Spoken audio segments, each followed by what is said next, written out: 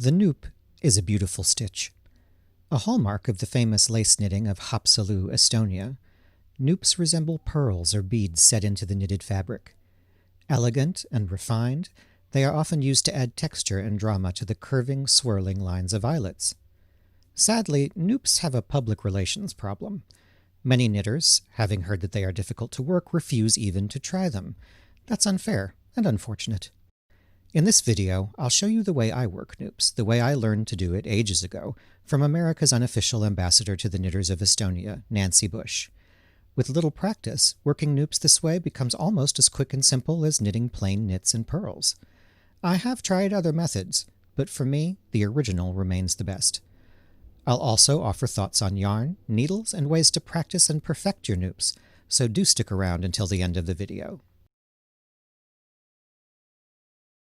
When you encounter a noop in a pattern, you will find it has a numerical designation, for example, a 5-stitch noop or an 11-stitch noop. This indicates the number of knits and wraps in a stitch. More on that in a moment. These will always be odd numbers, and the higher the numbers, the lighter the weight of the yarn. So an 11-stitch noop would be used with lace weight, while a 5-stitch noop would be used with worsted weight or perhaps a heavy DK. We always begin a noop on a right side row. We will alternate knits and wraps, all worked into the same stitch, and always start and end with a knit. So here we go. First, a knit stitch, but look how long we pull out that knit stitch. Nice and long. This is going to be key to beginning your noop well. Next, a wrap, which is yarn over the right needle from front to back, keeping it long. Then a knit. Once again, long. Think long and loose when you make these stitches. Then wrap. So we've done knit, wrap, and we finally end with our knit, keeping it long once again. Since we've done our 5 stitches, we can move the stitch off the left needle, and there we are, well begun on our noop, and we continue on.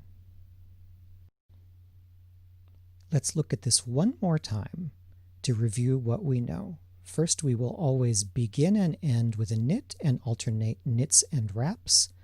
Here we go. First, a knit, making it long.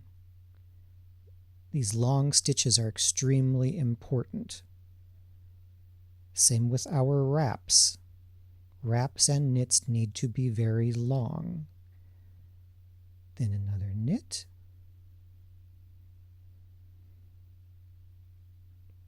Then another wrap. You'll notice I use my right forefinger to keep things nice and long.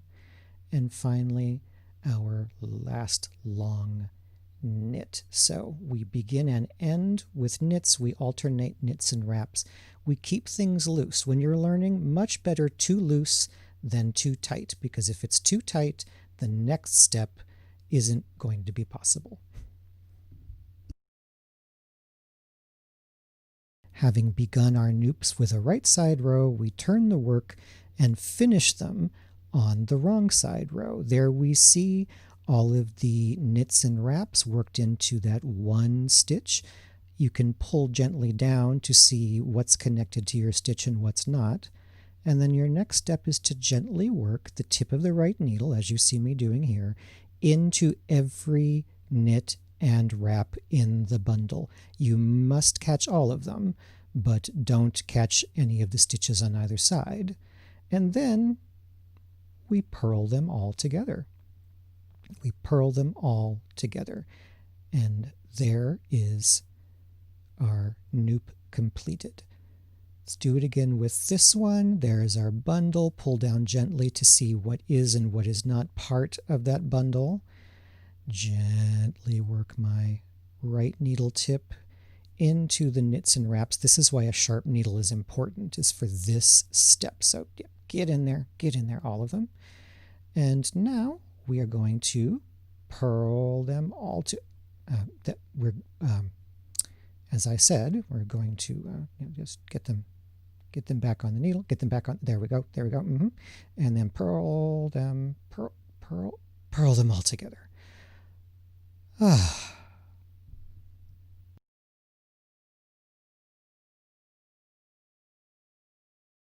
Noops are best worked on needles with nice sharp points. In fact, the needles I use in this video are a little bit blunter than I would normally reach for. To try to work noops with very blunt needles is to flirt with frustration and failure. Either metal or wood needles, straight or circular, may be used. The knitters of Haapsalu traditionally have used straight needles made from birchwood.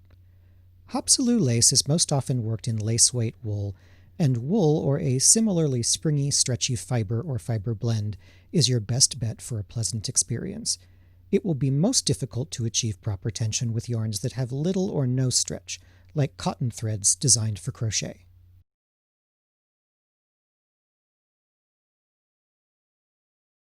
Making one noop isn't difficult. The challenge lies in making noops consistently, since they like to gather in clusters or fan out in chorus lines. You want them to look as nearly identical as possible. Just as in learning to knit and purl, this consistency only comes with practice. When you are learning to make noops, I strongly suggest that you use a sport, DK, or worsted weight yarn in white or a light solid color. You'll be able to see clearly what you are doing and develop both confidence and muscle memory.